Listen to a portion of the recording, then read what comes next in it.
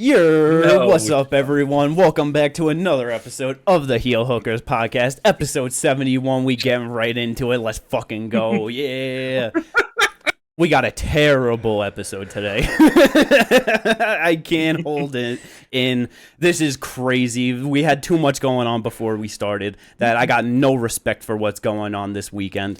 That's not true. I got a teeny tiny bit. We got a couple good fights. You know what I mean? Bro, they're stacking up the pay-per-view, so we're getting not good fight cards. Yep. Because it's like normal Apex events, you get a real Apex card slapped with like a decent main event, but this one is just so meh. Yeah, they're pulling everything away from these Apex, and just it's up until probably July, these Apex cards are gonna blow the biggest bag of dicks that you've ever seen in the UFC. Like, people were complaining about the quality of the cards last year.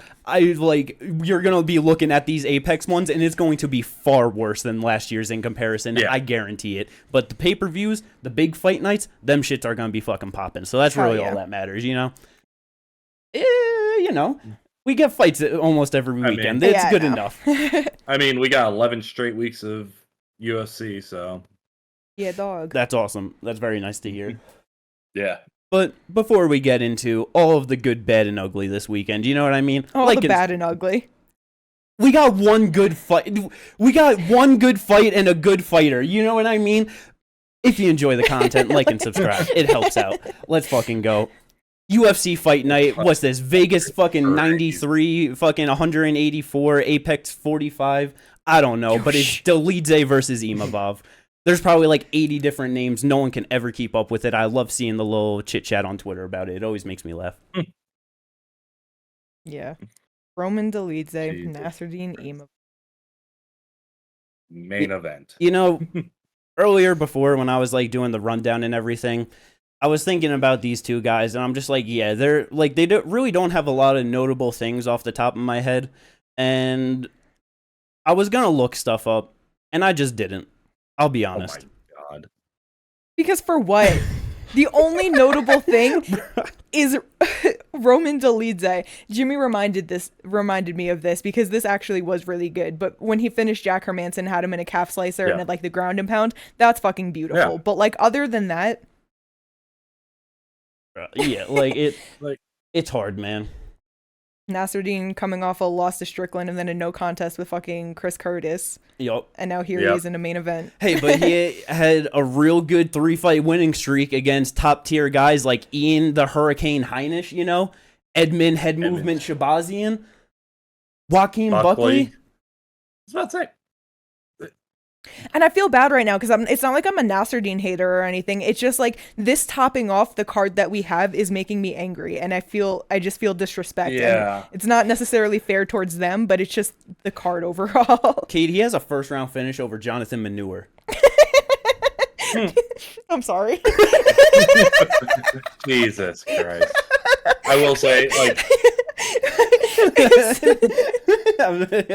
I knew that would get you. It did. I hope no one ever introduces themselves to me as something Manure, because that will just be my fucking reaction. Yeah.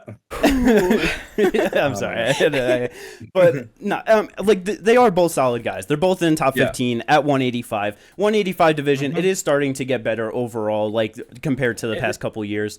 Yeah, and it's starting to get movement as well. Like that's the biggest thing is it's actually having movement right now, which is actually really fun. 100%. When people like actually like fight, you know. I'm looking at you, welterweight. You're still kind of iffy. Yeah, like the one weird thing is that it's like with Roman fighting Nasruddin in this fight, like dude lost to Marvin Vettori. Yes, and then they said, "Let's get you against Derek Brunson." Doesn't happen. So then they say, let's get you against Jared Cannonier, the dude who just smashed Marvin Vettori over 5 rounds, mollywopped him. Yeah. He's so lucky that didn't happen. Yeah. So then that get canceled, and now we're at this Imavov fight. And it's like, just what was that scheduling? Like honestly, when it comes to middleweight, they're just trying to make fights, I feel like. Like, they don't give a shit where it's at, who's fighting who. They're like, just fight. Fight each other. With Roman fighting Jared, I guarantee it was a thing of all right, Jared, you fight Roman, we'll give you a title shot. Like, you know what I mean? Like, because get him another win. That's exactly, and that's it's what like, I was thinking. It's fair enough, but then it's like, yeah, Roman. It was just like, hey, Roman, you want Cannonier? Yeah, sure, because that just brings you back up. It brings you above the guy who just beat you. You know what I mean? Yeah. So I can see the reasoning from the fighter's perspective. It just makes no sense why the UFC thought of it. Yeah, it's just very, it's just when you look at it in that context, it's just weird. It doesn't make a whole lot of sense. But it's like, I love Roman. What was that? I love Roman. Like, you love Roman? Yeah. I don't think I've ever heard anyone say that before. Bro, I've definitely never heard you say that before. Because there was not much to talk about in his last fight. He got beat by Vettori. Hey, this is the big meathead. It wasn't even that good. He didn't look that great in that one. Yeah, he lost to like a terrible version of Marvin Vettori for sure. Yeah. But even then, like you said, right before that, he had that beautiful win over Jack Hermanson with the calf slicer into ground and pound. Before that, he beat Phil Hawes. Before that was that spectacular knee over Kyle Dawkins. Like he was really riding a lot of momentum, like out of 2022 into 2023, and it really sucked for him to have that loss to Marvin. And then the canceled fights Yeah. because it's like, exactly. He went from fighting and having 3 wins in 2022 to 1 loss in 23, and that's it. Like, yeah. So it is definitely rough. Imavov, like, he had a good little streak going after losing a decision to Phil Hawes, which it's like that is also aging very poorly. And it's like, it's just not a great fight overall. It's like number 8 versus number 11. The winner, it's like, I don't know, like, I don't even think like the winner is gonna get like a big step up fight or anything. Like, it's just, well, it kind of depends. They're gonna get the loser of fucking Whitaker Costa. Yeah, but the thing is with Whitaker, like, if it's a Whitaker loss, which I hope it's not, but if Whitaker loses, like, that's still like a really solid person to go up against. You know what I mean? Like, it's not like Whitaker's like washed. That's true. They'll definitely get the name out of that, but it's like rankings wise, like he'll probably be out of the top 5. You know what I mean? Like, it's. I mean.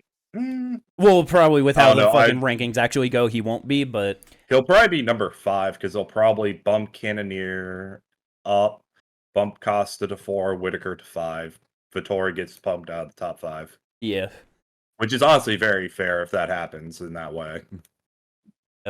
But it's just like they're not gonna like the winner isn't gonna be in talks of like title contention. You know what I mean? Like the winner here, they'll probably need like even 2 more wins after this to probably even get a title shot because it's like more honestly because it's like with how fucking everyone's been reacting to fucking Dricus versus Strickland. It's like I feel like UFC's fucking this fucking close to making the rematch the fucking main event for 300. You know what I mean? Like with just the fan reaction to it, you got Izzy Dricus right there. They're obviously trying to get Hamza in a big fight.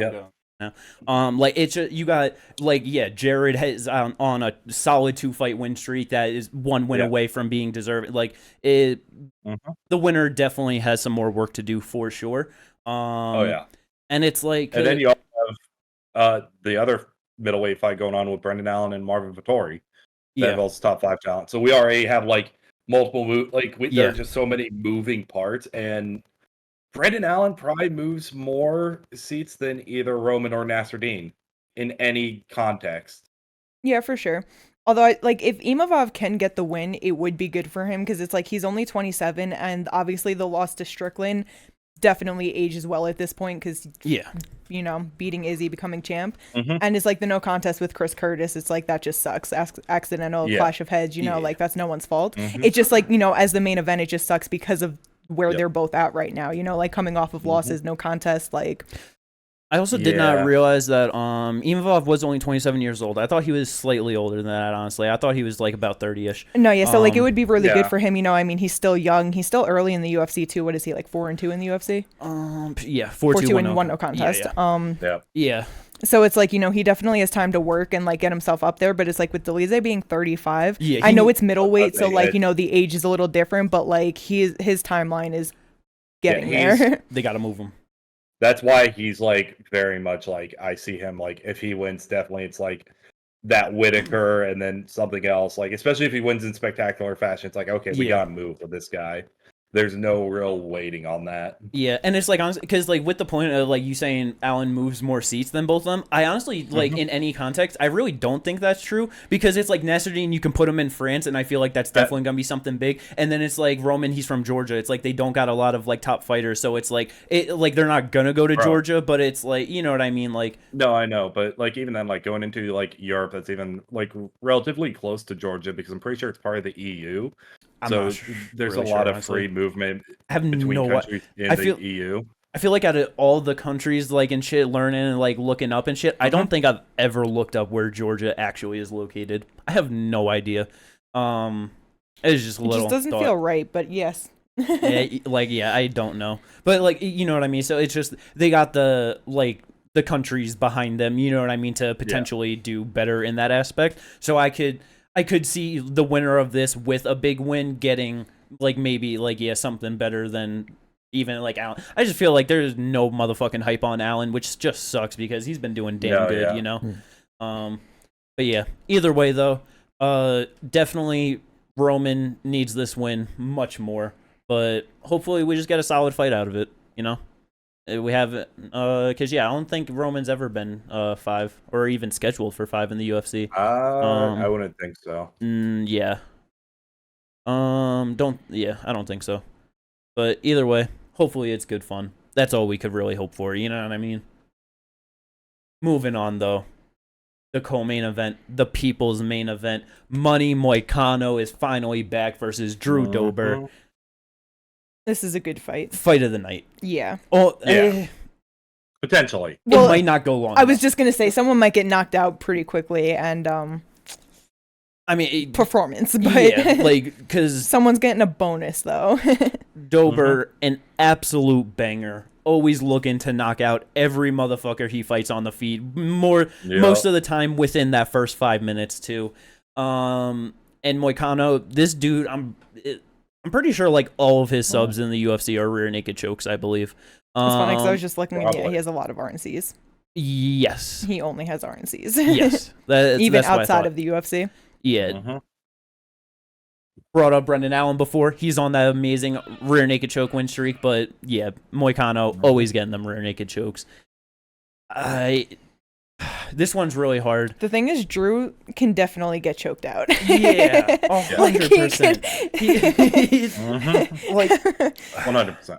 Both of them can just be so vulnerable sometimes, and it's like I'm really not sure how I'm feeling or like leaning towards this fight. Honestly, like it's hard because it's like Dober's been subbed multiple times. Moicano's been knocked out multiple times. It's like, who's gonna get it done? Who's doing what they do? Yeah. Age damn near relative, like Dober 35, Moicano 34, and it's like even though Dober's older, he's way more active than Moicano has been as of lately. So it's I think I might be leaning towards Drew. I think I'm leaning towards Drew just because of like the people like that he's fought at 155 and in terms of Moicano, it's Fiziev, which no shame in losing to Fiziev, but first round left hook, he beat Jai Herbert, Alexander Hernandez, which that's an alright win, lost to RDA in the year of our Lord 2022, and then beat Brad Riddell, who's been on a he's been on a skid. Hey, I'm pretty sure Brad Riddell's last win was over Drew Dober. It was over Drew Dober back in 2021. Yes. That's really funny. I don't know, man. This one, it really is just so hard. Damn, I don't even know if this is gonna be fight of the night at all. Actually, this just might be either one of them getting it done within like 5 minutes or something. Yeah. Yeah, I could easily see that. This might just be performance of the night. That I definitely would lean towards. I think Drew's knocking him out. It's so hard. It's like it would be awesome for Drew, But it's like, damn, man, I fucking love Moicano. Like, he's just really been on a fucking roll with just, like, getting the fans behind him and shit. Like, I don't know. It would be nice if he could, like, it's just hard, though, keep that momentum. 34. It's like, I just don't know how far he can really just get up the rankings, you know what I mean? I don't think he can get too far. Either of them. Like, that's the thing with either of them. They're both, like, 34, 35. Like, it... No, but I think Jimmy's point was that, like, you know, because he's getting the fans behind him and, like, you know, he's kind of on this role that, like, it would be nice for him to get up there. But then with his age, it's just like, you know. But as for Drew, it's like Drew is just Drew. Like, he's always been, like, a fan favorite. And people have always loved him, loved to watch him fight, you know? Exactly. I don't know. Like, it's going to be good, though.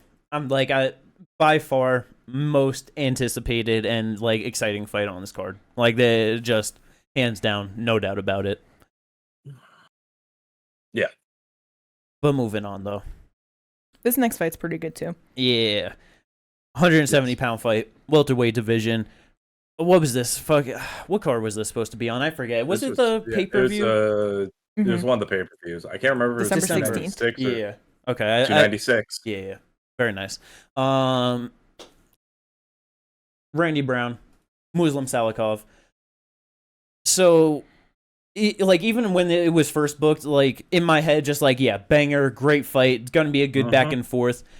And then it came up again on this one, and, you know, just start looking at things. I did not fucking realize that Muslim Salikhov is 39 years old. Yeah, 39 years old. That is terribly rough to be at in the 170-pound division. Yeah, he's also 4 inches shorter with an 8-inch reach disadvantage. Yeah. Randy Brown's 6 years younger at 33. And, like, entail of, like, prime, you know, fighting, but it's like he's still right there, like, in physical prime and everything. Like, he can still start getting things together, you know what I mean, and, like, possibly make a run at 170. Probably not the most likely thing, you know, but just in terms of age. Right. Yeah, I don't know, man. This is gonna be a good one. Randy, he's really only lost to fucking solid guys, honestly. Like, early loss in the UFC to Mike Graves, not the best, but he was undefeated at the time. Then Bilal Muhammad, Nico Price, Vicente Luque, and Jack Della Maddalena. Like, yeah, if you take out his, like, debut loss, right? The only one out of place there is Nico, and even then, Nico's he's one of those fighters where he can probably win any given night against anyone unranked. Yeah, and it was 6 years ago, too, you know, like... Yeah, exactly. I remember watching that, too, and that was the fucking craziest shit ever, because just fucking Randy being on top, Nico fucking just being able to fucking, like, get, like, his legs up underneath and, like, under Randy to just, like, get over to the side, and, yeah, just fucking started lighting him up with those hammer fists and just put him unconscious. Like, that shit was just absolutely ridiculous. We'll never forget that knockout. No, yeah, I remember watching that for, the video that we made of the knockouts from the bottom position, and, that shit, fucking crazy. But, like, yeah, he's got some real solid wins, like, you know, in his UFC run, honestly. Like, Brian Barberena, Warley Alves, Alex Oliveira, like, Chaos Williams, Francisco Trinaldo. He's beat a lot of really good guys. Yeah. Mickey Gall. Solid, right? Might be his best win, right, Ginger? Bruh. Jimmy, shut the fuck up. My bad. Wait. Come on, you know. Is this man even fighting anymore? Nah, I don't think so. I mean, his last loss was against Malat in 2022, so probably not. Good old Malat. But yeah, it's... I don't know. I don't know if Randy Brown is going to knock him out, but I feel like he'll probably be able to stay on the outside, just jab kicks, just stay fucking long and strong, and just beat him to a decision. Yeah. No, yeah, that's what I'm thinking is more likely going to happen. I mean, he might be able to get a TKO, but doubtful. Yeah, he only been finished by strikes by the leech. And he's a motherfucker, you know what I mean? No, yeah, exactly. But yeah, not a terrible featured bout, but not the greatest one either, you know what I mean? I still can't believe he's fucking 40. Yeah, crazy. That's the insane part. But going down the main card, we got another. It's an alright fight. Very excited for the prospect, Natalia Silva. She's on her way up at 125. Got herself a ranking, getting herself a pretty good step up in competition, I believe, from her last opponent. Okay, she fought Andrea Lee. Never mind. That was the better step up from in between fights. But Viviana Araujo, she's 37? Yeah. On the older side. 7. But she is very powerful at 125. She's not a lot of female fighters, have just real good power. She definitely has it. But I just feel like Natalia is going to be able to get this done. I don't know. No, 100%. It would be kind of disappointing if she doesn't. Would be the real MMA thing to happen. You know what I mean? That's what I was it's bro, her last loss was to Marina Rodriguez back in 2017 in Thunder Fight, which was fucking 7 years ago? Yeah. She's 26 years old. You know what I mean? Yeah, and it's fucking Marina Rodriguez. Exactly, and that's what I'm saying. It's fucking Marina who ended up in the UFC much earlier than she did, much younger than her. Yeah. She Natalia, she definitely got some losses on her record, but to your point, her last one being Marina that long ago, it's because Marina's now 36, so it's she was 29 and Natalia was 19. Yeah, yeah, and she has fucking losses dating back to 2015. You know what I mean? So it's but yeah, she is currently on 3, 6, 10 fight win streak overall, so that's absolutely amazing. Man, a lot of finishes in there too, multiple arm bars and arm locks, spinning back kick, punches and head kick, she gets it done. I just think that it should be a good fight. Hopefully she can get it done. Yeah, I feel like she should. That's why I'd be a little disappointed, because it's she's the young prospect coming up, she's doing so good. I would be a little upset if she lost to fucking Viviane. Oh yeah, that would be a rough one, but it's at least she's young enough where it's all right, it could still bounce back, do better, but Viviane never been finished in the UFC. She has been finished by strikes one time back in 2017. I don't know if Silva is going to be able to get a finish. That would be awesome if she is. If she could get a finish, that just beautiful to set her up in a good spot moving up the rankings. You know what I mean? Hell yeah. Because coming into it, Natalia, she ranked number 9. Viviane ranked number 7. She could easily end up with a top 5 fight after that. Definitely. Loser of fucking Aaron Blanchfield, Manon Furo, or some shit. If they're really trying to push her, I could easily see that happening. She's getting Jessica Andrade next. Jessica Andrade is just done with that division. Is she? This year. Are you sure? Are you sure about that? Fighting at 115 at 300, but after that, are you sure? I don't know. Jessica Andrade will somehow fight at 300, then be at the Brazil card at 301. I was gonna say, who knows? She might show up to Rio at 125. I don't know. We might just see what has to happen. Bruh. That would be crazy, bro. If Natalia gets a big win and Andrade gets a first round knockout or some shit, or doesn't take damage, that might happen. Honestly, a month later, it could, because that's a great timeline for Silva. Normal timeline, for Jessica Andrade. Yeah. It's if she's trying to work, she's gonna work, man. She's gonna fucking stack them fights in. Goddamn, don't fight again 5 times in 2024, Andrade. Please don't do it. You don't, please. Look, this time she'll go 2-2 and 1 no contest. No. It'll be fine. She doesn't need that. Fighting in April, maybe again in July, end of year. That's fine. All wins, all first round knockouts. Let's fucking go. Brother, that's going to go April, June, September, December. It's going April, May, June, December. There might be an August in there. But 125, becoming the best female division. We'll say that every time that there's a good fight in that weight class, because it is what it is. You gotta just keep saying it until everyone just agrees with it, and it's just fact. You know what I mean? True. I don't know if that's how that works, but okay. Hey, sometimes it does. But after that, that's where there's kind of a bit of a drop off in the card, one might say. Oh, just a bit, right? A bit. Just a bit. I mean, notable things on the card. You got 2 undefeated fighters on this card. You got Kizriev at 185, and you got Azat Maxim at 125. That's, yes. Pretty nice, pretty solid. Love to see undefeated fighters coming in. Both got 1 win in the UFC. Azat Maxim is split decision over Tyson Nam, so it's like... Yeah, but he's fighting Charles Johnson. Like, come on. Yeah, but that's motherfucking energy. You know what I mean? Like, you go to a split with Tyson in 2023. That's really not that great. Yeah, Charles on a 3-fight losing streak, so he might be trying to prove something. Damn, is he? Yeah, Ode Osborne, Cody Durden, and Rafael Esteban. Well, you see. He's already lost to 2 undefeated fighters before.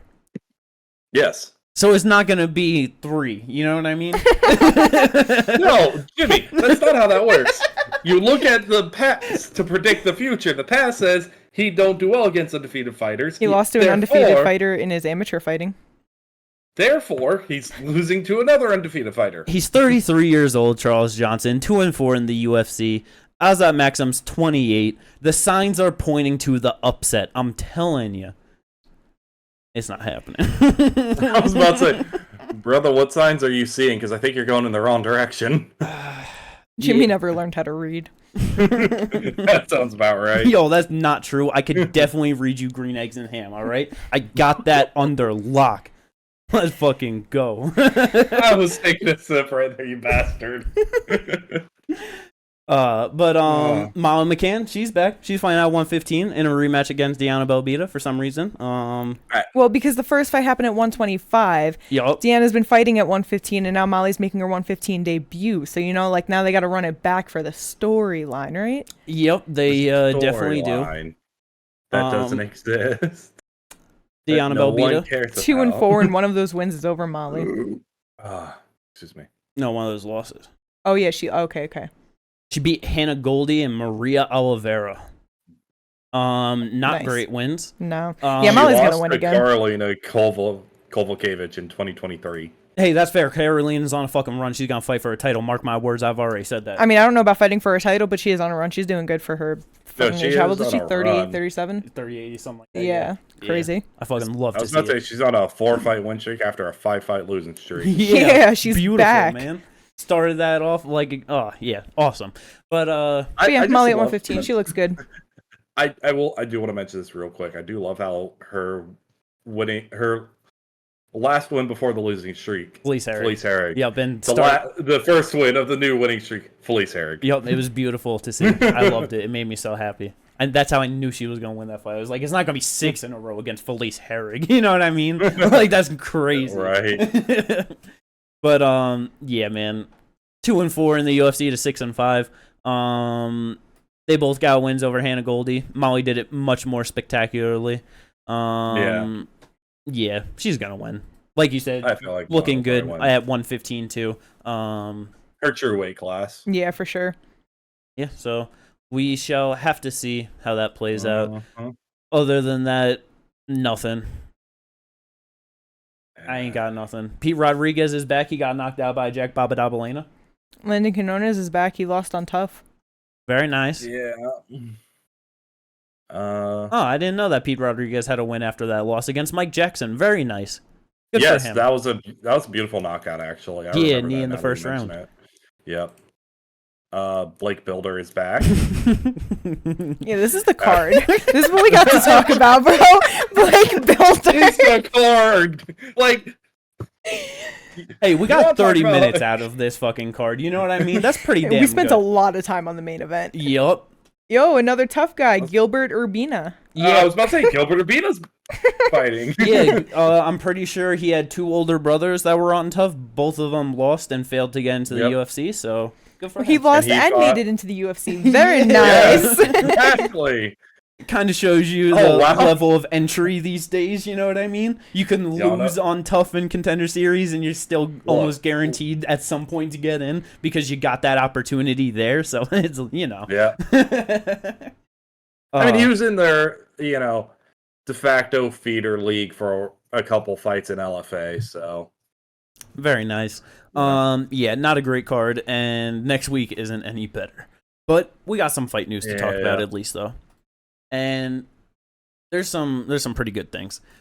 Obviously, you know, most of this shit everyone already knows about, but whatever, we'll get into it. Yep. Just announced today, though, solid-ass fight at 135 pounds, 2 up-and-coming prospects, Cameron Saaiman versus Payton Talbott, March 23rd. Yeah, that's a good fight. I was about to. They're kind of throwing Talbot like straight into the wolves with that one. Saiman's Saiman's 3-1 in the UFC. He just lost to C-Rod. Yeah. No, yeah.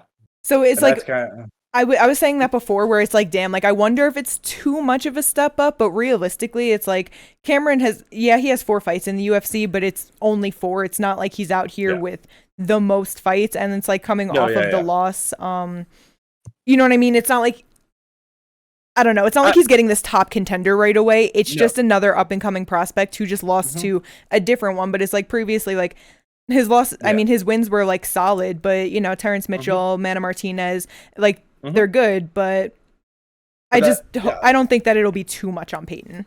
Hopefully, no, I know. I really want him to win. So do I.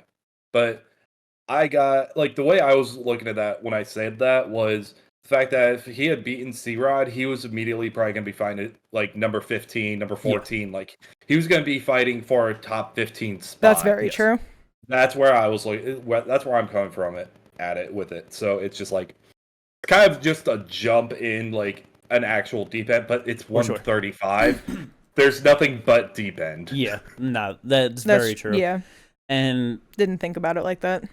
Honestly, my prediction. At first, when like you first sent it, I'm just like, yeah, good fight, probably gonna be good back and forth or whatever. I started thinking about it a little bit more. I don't think that's gonna be that way at all. I don't think it's gonna be that much of a good back and forth. I feel like Payton is going to more than likely, he's going to put the hands on Cameron, and he's gonna turn him to a motherfucking panic wrestler. Like I feel like if Cameron wins this fight, he's holding on to Payton for dear life over 15 minutes. Like I feel like that's what's going to happen. I just don't even know. Like what I was saying to Jimmy when he said that is I don't know if Cameron can do that because it's like they're both young, and so it's like neither of them have like filled into like a grown man. You know what I mean? Like they're both very like lean. They're on the smaller sides. Like you know what I mean? Like neither one of them is like much bigger than one, and it's like Payton. I know Payton is 2 inches taller with a 3-inch reach advantage. That I know, but what I meant is like body frame and like muscle. Yeah. And Saaiman, the younger guy. Yeah. 23 or 25. Yeah. I keep forgetting how young he is. What the fuck? But so, like even like we saw in his fucking Contender Series fight in his UFC debut, like Payton is a very athletic person. He fucking backflipped out of whatever submission. What did he? Do you remember what dude had him in? Cortez.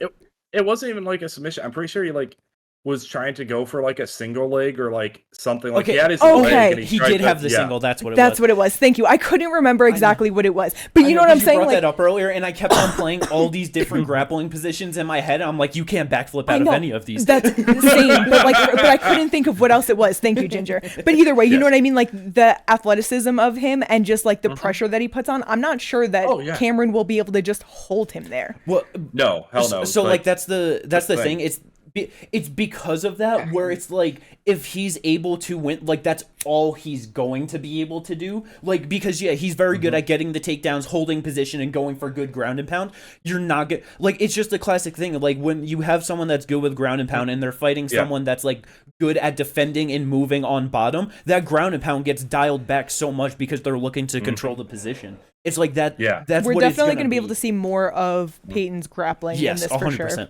Because I do agree that I think that's if it gets that's if he gets him down at all. Because Payton is mad wiry. That's the thing. Like he's not going down easily, and there's a chance that he could catch him on the way in with like a knee, an uppercut. Like I would not be surprised if he ends up knocking him out.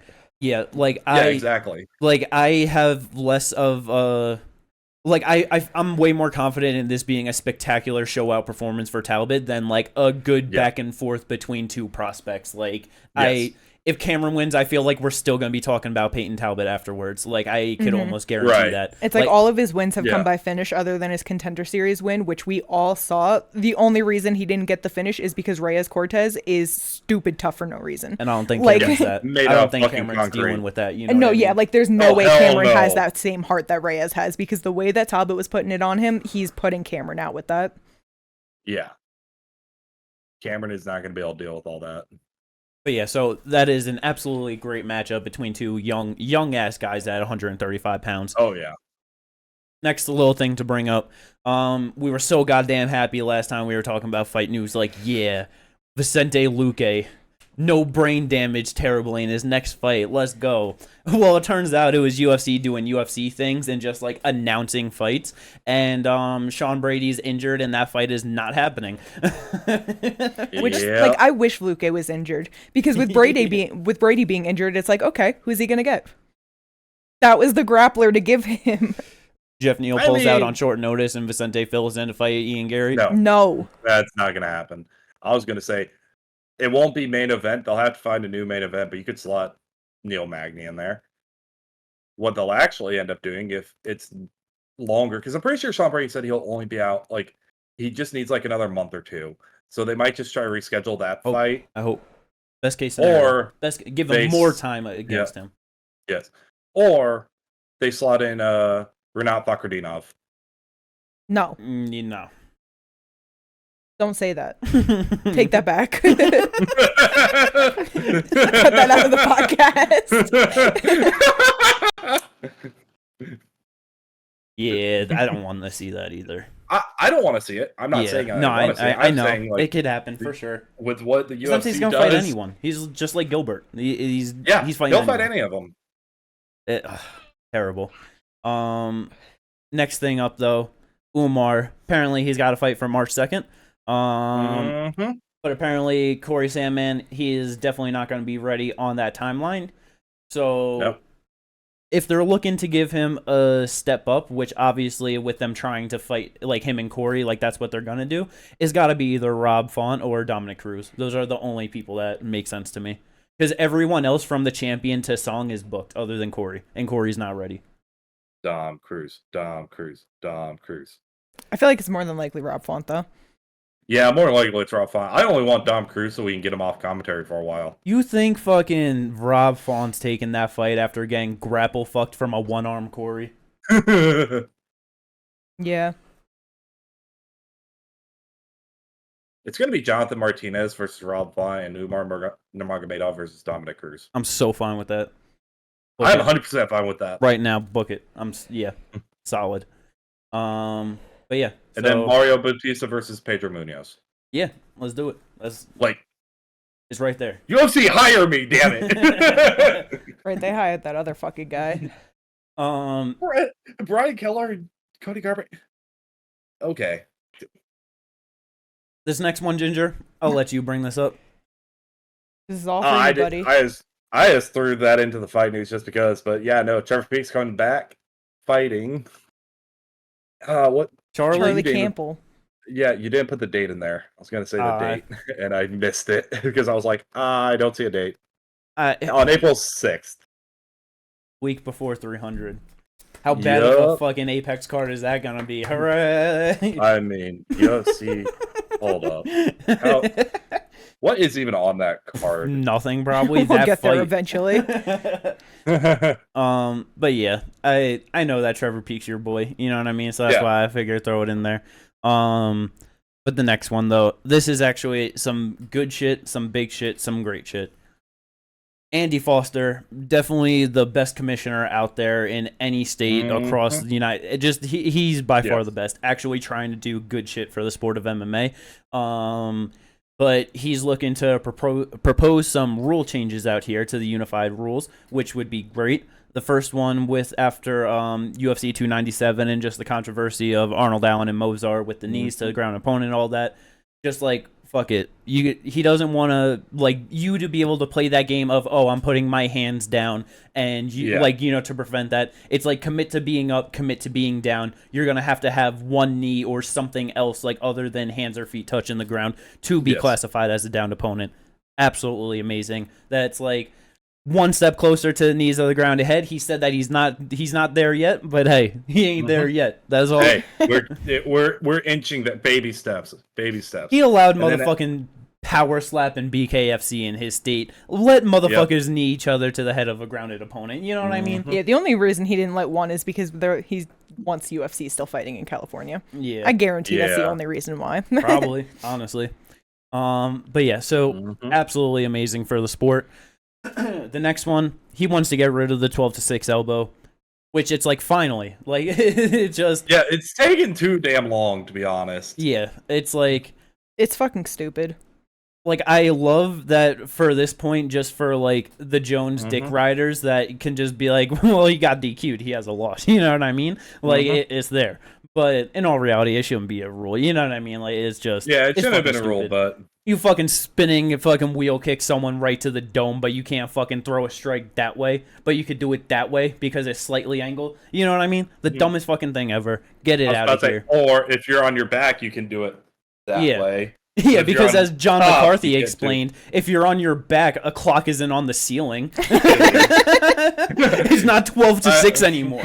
What the fuck? Clocks aren't on the ceiling? I was about to. I will admit that will run in my head, like that moment in the Joe Rogan podcast. Rent free. No, that was on his. Yeah, exactly. I watched that on his podcast on the weigh-in show. No, there was one he was talking to, because he was talking to Joe. He was talking about a story where he was talking to Herb because Herb said this was illegal. He's like, yeah, but if you're on your back, the clock's up on the ceiling. He just looks at Herb. He's just like, Herb, when the fuck have you ever seen a clock on the ceiling? Yeah, this is great. That's how we judge rules. That's how we do rules in MMA. I love it. That's the thing. It's like, what the fuck? 2 thumbs up. Oh my god. It's a dumbass rule.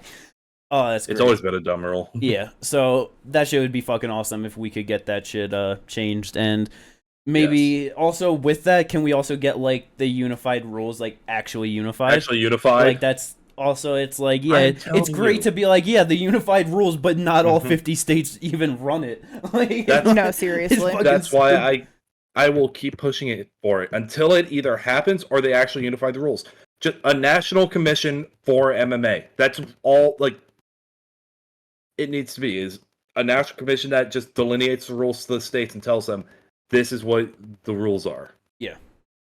But maybe one day we'll get there. Who knows? Maybe in like 30 years from now, you know what I mean? Yeah, for real. But next little bit of news, unconfirmed, but Pantoja saying, I think it was on a podcast or something, but that he's going to defend his title May 4th. That's going to be the Rio card, I presume. I don't know who it's going to be against. That's the only thing. That's the only thing that doesn't, like, the timelines don't match up, because we're not at the Brandon versus Brandon fight yet, and you can't run back the trilogy or the rematch, right? Like it. Right, but I was gonna say, even with that, it's like there's no way that either of them fighting like at some point in February is gonna be okay by May. Their fight is not gonna allow that. I don't think so. That's very true. Really at this exact moment, 3 options. The most likely in Amir Albazi. Kai Kara-France, and Manel Kape. What? Those are the only 3 viable. I'm sorry, but UFC's the only one that it. makes sense is Amir, because UFC 100% won't do Manel Kape because he just got a fight canceled because he missed weight. They won't put him into it. Like, I know they won't. Like, I'm just saying that, like, and it's like Kai coming off the loss to Amir. It's gonna be Amir. Yeah, exactly. I hate this game. That's such a bad fight, but at least Pantoja will retain his title in that fight. So it's like, Amir should have lost to Kai. So, and it gives it another fight in between the trilogy or rematch. Yes, which I know it's only one fight, but it's like with the way 1, 2, 3, 4, and 5 are set up. I was about to say, Nicholas would need another. Mateus Nicolau needs another one. Kai Kara-France needs a win. Manel Kape needs to prove he can make weight and win. We need these young bucks up unless, here right I was now. Gonna say, unless like, Makayev, I think that's gonna be an easy win for him over Perez. That's unless Perez. he gets like a big bump up, but that's not gonna be. So Amir, I think, is gonna be the one getting it, but I think that What if UFC Mokaev could be the next one if he fights quick enough in between and before the next title defense? You know what I mean? I was gonna say, what if they just like already plan that is like Mokaev? The backup is Kai. What? Oh, sorry, never mind. I was gonna say Mokaev just looks great and just like smashes Alex Perez, and then they just throw him into a title shot from that. Yeah, they could do that. They could do that. I could also see a situation where, all right, Brandon fight, then it's Pantoja and Amir. Mokaev's fighting before that. What is he fighting before the Mexico card, or is it right after? March 2nd, whatever that Saudi card was supposed to be. I was about to say, but is that before or after? After. That's after Brandon. Yeah, that's February 24th. Okay. So those timelines can match up to where he could fight the loser of that, the winner fights Pantoja, and then the winner of that. And then if Mokaev wins that, he can then fight for the title. It's too much already, because then Amir's getting the next title shot, and that's poop. If Mokaev. If Pantoja is truly fighting May 4th, it's probably Amir. Yeah. But I would love if it was Mokaev. Yeah. That'd be much better. Actually, I wouldn't. Mokaev would get beat up. Maybe. I'd be fine watching that. No, he would get so beat up. That'd be alright. I like Mokaev. I don't want to see that happen. I like him too, but it could happen against Pantoja. You know what I mean? No, I'm so fine. The thing is that it would happen. Yeah, exactly. I'm fine. Let's go. But yeah, so we'll see what happens with that. More fights added to UFC 300, and it caused quite the hubbub, right? Oh my god. The next two, actually. Yeah, bro. I really can't believe like just the dissatisfaction from it. Like, if on like because like out of the three of us, I feel like have been the most with like the casual side of like 300, like make it big, spectacular, like whatever. Yeah, bruh. Jessica Andrade versus Marina Rodriguez on the early prelims. Get the fuck out of here. How can you complain? Andrade is going to make it a fun fight. Marina's like not like the most fun a lot of times, but she has good striking. So it's either Andrade is walking her down and putting her away, or she's walking into a big shot and getting fucking put out quicker than she did against Yan Xiaonan. Like, yes. It's gonna be fucking good. Early prelims, like, get the fuck up out of here. It's crazy. But Jimmy, WMMA boring. Yeah, true. That is the whole take. I know. That is the whole fucking take on other people that other people have, and it's like, are y'all fucking stupid? Andrade versus that's what's like. That's what's so crazy to me is that like you can obviously acknowledge that there's a lot of women MMA fighters that like we. Fucking Rocky went, you know what I mean? Like, there are obviously fights that are not the most exciting, and you're just like, damn, like, this isn't great, this kind of sucks, whatever. You can't say that about Jessica Andrade. Yeah. There's multiple women that you cannot say that about, and she is one of them. So to be mad that she is on the card is insane. Yeah, because it's like people... Her and Wei Li. Two of the people that they have complained the most about on this card. Because it's like, I feel like with the Wei Li one, if she wasn't fighting Yan, like if it was Alexa Grasso versus Zhang Wei Li, I don't think you would have fucking had real problems with that, honestly. Like obviously you're going to have some people that are like, still women's MMA, but I feel like even a lot of those people would be like, all right, that's a good big fight. But it's like, because like, I feel like people's problem is they're just like, oh, women, like, they can't finish people, whatever, like, and that's why it's like not exciting. And it's like there's finishing potential there, like easily, because it's like with the next one, it's like in reality a bigger fight, like in terms of name and what's going on. But it's like I can understand like the actual fight itself, people not being as excited for, because Kayla Harrison versus Holly Holm, like Kayla's in the fucking UFC. Like, that's fucking crazy. I know everyone wanted to be against Amanda Nunes, and it's like, it sucks that we're not gonna get that, but Amanda's teasing a comeback, so it's like we might end up getting that. 135, bruh. Ariel played back a fucking old interview of her before she was even in MMA and talking about potential weight classes to fight at. She said maybe 145, like that's possibly doable. I would have to cut off both legs to make 135. Yeah. But like you said, that was before she got into MMA, right? So that was when she was competing in judo and competing at what, like 168, 170? Yeah, like 170, like legitimately. Big motherfucker. Like she's big, but also like it's not like she's the tallest. It's not like she's the longest. So if she's talking about how she's made multiple test cuts for the weight and that they've gone well. If she's really done the right thing to move down, it shouldn't be the biggest deal because she isn't the biggest person. She just carries so much fucking muscle. Like, she's huge, you know? Moicano said he's not sure if she can make the weight. He trains with her at ATT.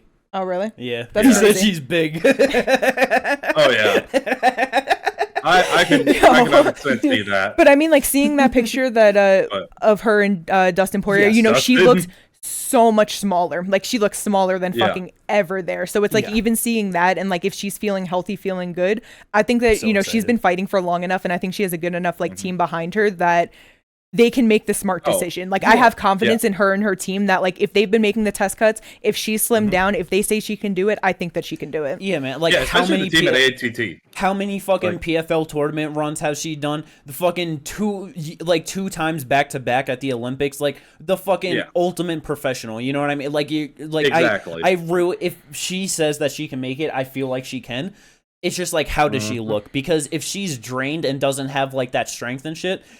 Like, Holly has really been working on her grappling defense over the years. Like, she has gotten much better at that.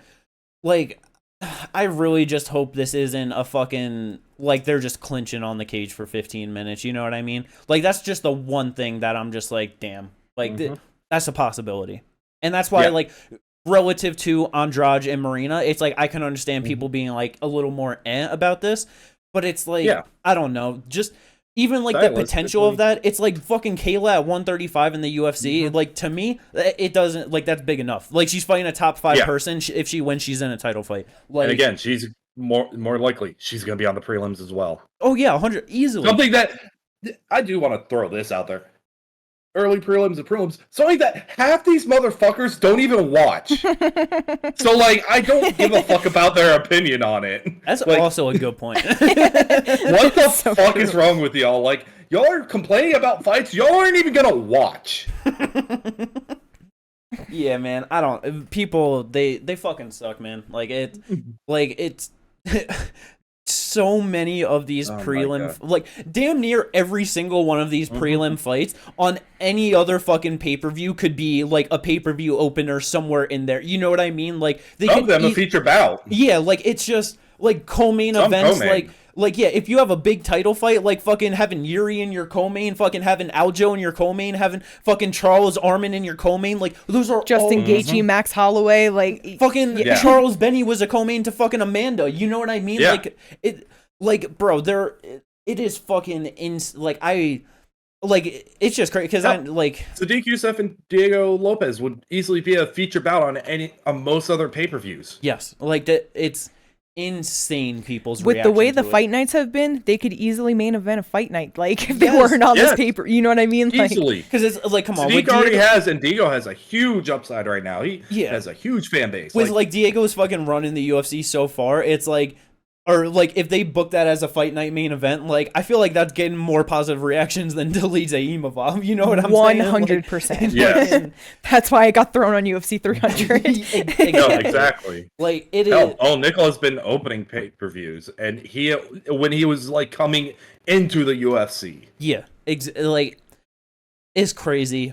UFC 300 is gonna be the biggest card of the year. Like they're stacking it to where it's impossible for that to, like, they're not gonna have the talent before and after to, like, you know what I, because obviously before is booked up, like 299, absolutely great card, but it's like, even with how great that is, going down to the early prelims, you don't have fucking 2 top 10 people fighting. You know what I mean? Like, you don't have the most fucking hype prospect in the sport basically right now. Like, it's fucking crazy. People got to get the fuck up out of here with being so salty. I know Dana's just like, oh, it's going to be so crazy. But in all reality, when you look at it compared to other ones, it is fucking crazy. So I was about to say, be happy. When you get to like... And they're not even going to pay for it.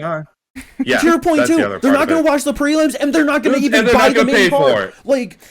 So get off fucking... Get the fuck out of here on half your shit. But yeah, no, like, there's like... 299, like, there are some good names on those prelims. Like, you have, like, you know, Chris Blade, Charlton Almeida, Mateus Gamera, RDA, Michelle Pajeda, but that's after that, drop off. Yeah. Like, get the fuck out of here. Right, but it's like with this one, there's literally no drop off. Yeah. It's just good. Well, it's great. Yeah. It's yeah. And it's like, even if you don't think it's great, how can you not think it's good? You know, like it. Yeah, I think that's enough laboring on that. You know what I mean? So true. And Ginger threw in the next fight announcement of Diego versus Yusuf. Yes. Yeah. So I had to do. Yeah. It's bro. I'm so happy Diego gets a big step up in this. Like we said after he fucking blasted through Pat Sabatini like that. It's like, how does he not give get him top 15? Like, how does he not? After losing to Mozart, he still could have been giving a top 15 realistically. He should have been. Losing to Mozart, I wouldn't have been mad if they ranked him in the top 15. No, seriously. But, like, I totally understand why they didn't, just because, like, how much momentum did it give him? You know, like, he took that amazing loss just to get 2 great finishes and now back into a top 15 spot. Like, it was perfect. Bro, he gonna sub you. And I've been top. Yes. Yeah. Oh, yeah.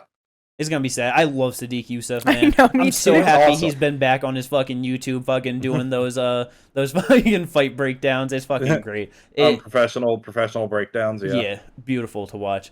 I'm sorry, Sadiq. I love you, but it's this man with the greatest haircut in UFC's time. You know what I mean? Like, he's gonna fuck up so many people in that division. It is what it is. Like.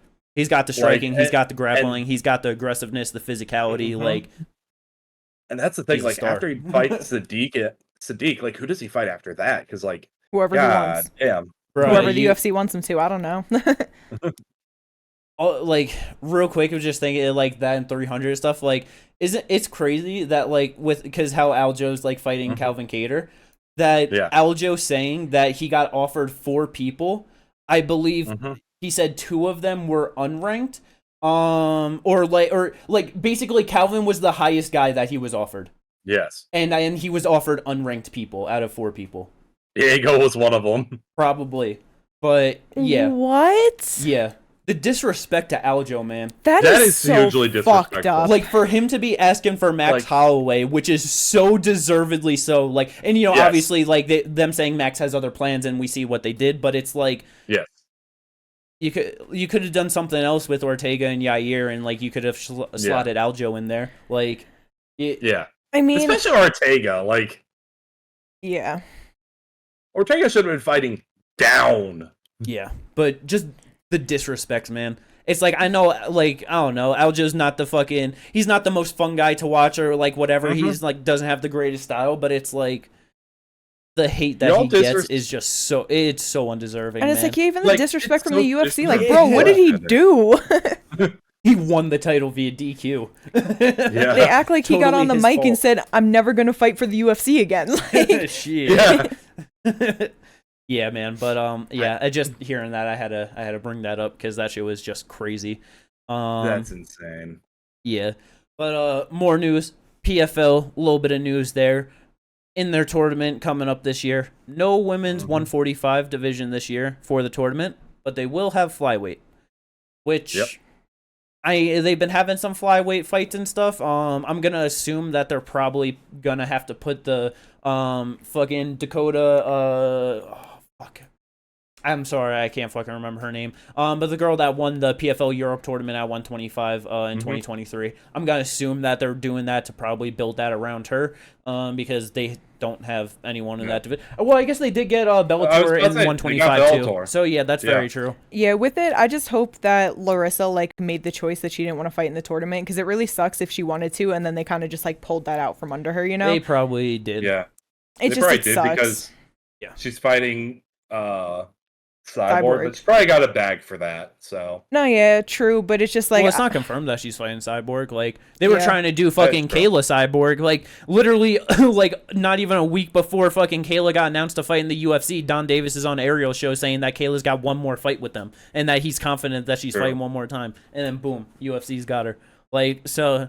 And then fucking even Cyborg just tweeted and was just like, oh, I see why fucking like Kayla like, you know, left or whatever, and just like it was just saying something about like the treatment and fucking like tagged Don Davis and PFL and shit. It's like, bro, we might not even get that fight. Damn, so they just over here fucking them over, and that sucks. it's like it is what it is. like it's hard because obviously like the certain people like they're gonna like Francis whatever they're gonna give like in favor because those are like the people that they're building, but it's like they really do have to just do that classic MMA shit of like fucking people over so they can build their brand and like that. Do you think that we'll see Larissa back in the UFC at some point? She's only 28 years old, and it's like entirely possible. It's like if PFL is doing her dirty, and who knows what her contract is looking like right now? Because I don't know how it works. Like if you're in the tournament, you know what I mean? Like, is it just per year of the tournaments you're getting all your fights in? You're fighting fucking four times a year, like it might that's be a good question. I would assume that it's still probably like you get signed for this many fights and then it's like, do you want to be put in the tournament? And you because it's like you still like those fights will be ticked off the contract, but it's like you still have the contract for those fights, so it's like so I'm sure for now like Larissa looking to get a big fight against Cyborg whatever, like she's probably fine with that, but it's like let's let another year go by, she only gets one fight in this year or something and she wants to do shit. And PFL's like, well, we gotta put you on ice. Like, she might be looking to get out of that contract and go to the UFC. I would love that. Yeah, I wouldn't. Though, well, like, because for what? For why? There's literally she has 2 fights in MMA right now. Kayla Harrison 4 and Chris Cyborg. But the thing is that like she can obviously fight at 135, and if she goes over there, it's just another person like in that division to maybe. It has been a long ass time since she that weight. Yeah, but I think it has, but like but that's the thing. She only bulked up to 155 because they only had 155, and then she had to cut back down to 145 this last year. This year they don't even have the 145 tournament. So yeah, it's just if she really wanted to go next year, she could just slim down, just fight 145 naturally, and then just go to the UFC at 135. That's possible. Like we'll have to see like just how it plays out, but it's like it definitely does suck. With like just yeah, no, and I get that, but Jimmy, are you telling me you wouldn't want to see Larissa Pachenko knock off Juliana Pena's head? Bro, she's already gonna retire before she gets there. What are you talking about? But at least it'll be someone in there knocking off everyone's head, and we'll just have another fucking reigning champ that's just knocking everyone the fuck out. Like at least it'll make it like a bit more fun. You know what I mean? That's true. Yeah.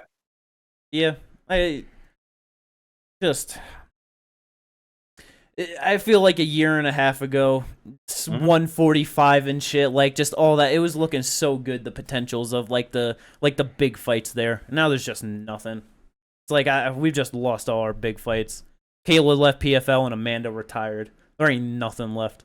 There's just 125 and down. But I mean, at the end of the day, it would be cool if she like. Honestly, like especially with it not being great, it's like whatever is the best for her and wherever she's happiest. That's where it's just I'd rather just see, honestly. Yeah. Oh yeah, 100%. More fight news though. Motherfucking Fluffy Anthony Hernandez. He was supposed to fight Ikram Aliskerov.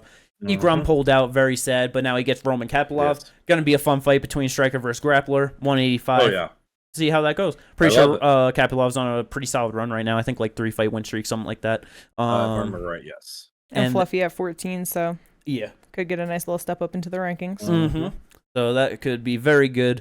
Some more stuff. I know, Ginger, I assume that you did not watch the one fights at all. No, but I've seen the highlights of this fight. Bruh, I don't think you understand. So I've seen the pictures. Yeah, so like me and Kate incredibly exhausted at fucking like 5:30 in the morning, being up for like 20 hours straight. We fucking were watching 165 main event Superlek versus Takeru. So it's just really funny because I brought this up to Kate afterwards, where it wasn't too long ago. I definitely said we're just talking about Uriah Faber versus Jose Aldo, how like that was the worst someone's legs ever gotten torn up, and I don't think that we're ever gonna see that again because with just how fighting's evolving and people being able to check leg kicks and whatnot. Well, Takeru, super hype Japanese kickboxer, apparently doesn't know or like checking leg kicks. And his leg over 5 rounds in kickboxing. What if he Fucked. felt one of those kicks and was like, I'd rather eat that than check it? Bro, he might have thought, like, what if I just break my shin on his No, shin? exactly. That's what I'm saying. Like, what if he was like, I'd rather eat this than even risk fucking snapping my shit in half? That's possible. But it's entirely possible, I know when I check leg kicks, that's how it feels. But I'm also a pussy. You are a pussy. I'm not an elite level kickboxer. You know what I mean? You haven't conditioned your shins like that, though. Yeah. So to watch that in a one main event was just wild to see. But yeah, because what was it? After the second round, that Takeru's lead leg, his left leg, from like under his hip to... You good, Ginger? Yeah, I'm just trying to think, because I know like we all talked about the Uriah Faber thing, because someone just, before this, had gotten their leg kicked out from the fuck under them, and I can't remember who the fuck it is. Okay, sorry, you were doing that, and I was just like, oh, can he not hear us? Anyway, but yeah, from like the bottom of his hip to right above his knee, and I don't know, a couple inches out, just a triangle. It looked like somebody shoved like...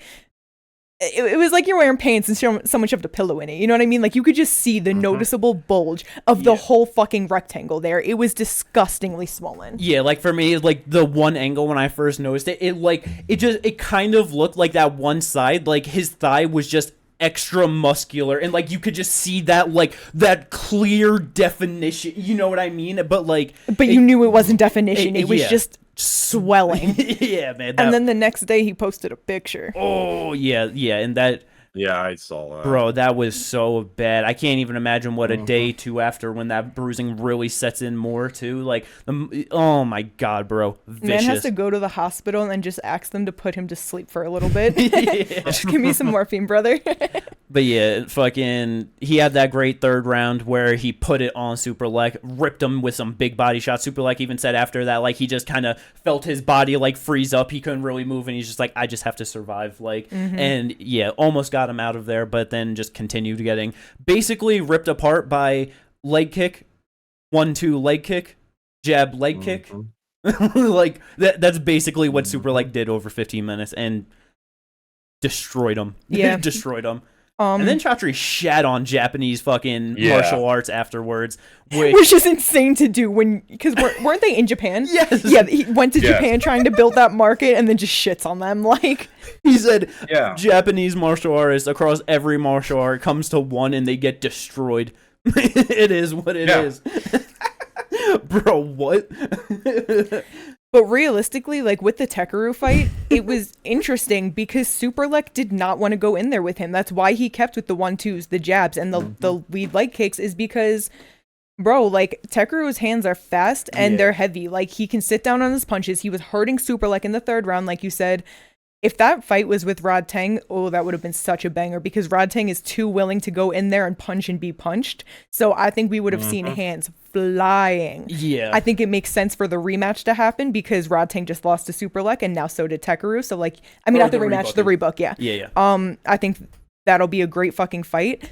But seriously, like, I think that Superlek didn't want to go in there and really engage with him like that. I think he wanted to stay on the outside because he knows he could have gotten knocked out. Yeah, like, because like you said, the way that like when he starts flying those fucking hooks, like you see him really sit in and throws like his whole body in, and it's just fast. The first round before his lead leg was destroyed, those fucking lead leg kicks were, oh my god, those were fucking pretty beautiful to watch. He was only able to get a couple in before he didn't want to move it anymore, but it's like, yeah, because going into it, it's like, yeah, I don't know him. Oh, I know that he lost to Tenshin Nasukawa. Now I know that he also lost to Superlek, but it's like actually getting to see him fight, watch that style, like you said, rebook that Rod Tang fight. That's a fucking war. Oh my god, that's such a good fucking fight. I'm way more hyped for that fight if it goes for it now.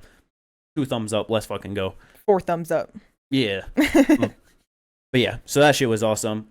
Cade Ruotolo also got defense of his title, so that was pretty cool. Oh yeah, another little thing to note on that. So Shinya Aoki was booked against Sage Northcutt. Oh, I totally forgot about this. Oh my god. I forgot that this happened. Yeah. Sage and Shinya booked to fight. I was like, all right, whatever. For some reason, earlier in the week they had John Lineker weigh in as an alternate. Okay. Yeah. Day before the fight, or it was the day before or the day of. It was the day of. Okay, day of. Uriah Faber and one other of Sage Northcutt's coaches the Japanese government was like, you didn't get a work visa, so get the fuck out of our country. Like, you're getting out of here. And so, Chatri, and I also found they offered Tai Ruotolo to be his jiu-jitsu coach, like, for, like, that. Turned it down. He was like, no, don't want to, like, do it. But I thought that was cool that, like, offered Tai to step in for that. Yeah. So then on an hour's notice, motherfucking John Lineker, 135-pound fighter. Well, I guess technically he fights 145 now and won, but he's a bantamweight. Weighed in at 151 to fight Shinya Aoki, and he just got destroyed in a round. Yeah. Like, it was so stupid. But also something that I learned too about this, Shinya on the mic afterwards, decided to not broadcast it, but he was going off on like One in Chatri about like basically like them forcing him to take this fight and like just like I guess treating Japanese like fighters just like he actually like went off on a damn whole really thing. Yeah. And so I was just wait, hold on, okay. If this is ran live, how did they just not show it on the broadcast? They just cut it once he started yelling? I would assume so, yeah. It was, I was watching Morning Combat, and, like, they were talking about, like, afterwards, yeah. Mm-hmm. Interesting. Yeah, so I thought that was very interesting. And then... Not surprising, though. Yeah, exactly. And then last little notable thing from that card that it as soon as I saw this, I was like, what the fuck is going on? They booked a 40-year-old Nikki Holtzkin, who is a legendary kickboxer, against a fucking damn near 50-year-old Sexyama. Special rules bout, round 1 boxing, round 2 Muay Thai, round 3 MMA. Or not Shinya. Sexyama got destroyed in the first round. That was so sad to watch. What? It's just crazy that they put MMA round 3 because it's like he would have had at least a little bit of a fighting chance round, like if it was round 1. But it's like it was so bad. That was so bad, man. It was terrible that they booked it and it happened just as badly as it was supposed to. You know what I mean? Like terrible. Yeah. Last couple little things to bring up, though. Sad news for PFL Championship bout. We are supposed to get Magomed Karimov versus Jason Jackson. Very hyped for that 170-pound fight. Magomed's out with an injury, so we get a catchweight bout with Ray Cooper III. Let's go. Who, for some reason, can't make 170? Because he's a millionaire now that lives in Hawaii, and he doesn't want to make weight. They said that on the broadcast the last time he fought. Yeah. That's how I wasn't listening to the broadcast. Yeah, but like they brought that up that it's like, oh, it's hard to get him to fight and stuff now that he's won $2 million and he's just enjoying life in Hawaii. Like it's like if they're bringing that up on the broadcast, you know he's difficult in the negotiations. Like he's like, I'm not fighting under 180 pounds. Yeah, but I don't want to fight at middleweight. But yeah, so I'm so less excited for that fight. Like it fucking sucks. Like that was a big blow to them on that card, honestly. Yeah. Last thing though of note, Ginger, you could bring it up since you threw it in there right in before we started. Yep. Because the real question, the question that's always been asked. Where does Kevin Lee fit into all this? Well, apparently retirement was not the answer. Again. A classic MMA retirement, you know? Exactly. Gone for 6 months, I missed the sport, I want to be back, so he took a normal break. Yeah, exactly. He took a normal break, but retired. Says he doesn't know where he's going to go, when it'll be, who it's going to be against. He fight at Eagle FC again? But the rematch with Diego Sanchez? The rematch with Diego Sanchez, right? I don't know. He might be boxing Fedor in fucking Saudi Arabia at this point. Who fucking knows? Terrible. Sneaky way to get that in there. Exactly. You left the door open. I was about to say, you left the door open for me on that one. I shouldn't have let him bring it up. You shouldn't have let him. Give an inch, they take a mile. Hey, I was about to say, he opened the door by bringing up Eagle FC, and I'm like, oh, you want to know what else is over in Habib's neck of the woods, where they like to throw them? The UAE, Abu Dhabi, and all that. Oh, what's right there? Saudi Arabia? Oh, yeah. At the end of the day, UFC 300 main event going to be Leon versus Habib, right? Yeah, sure. Leon versus Kevin Lee. Let's go. That's where Kevin Lee fits into this.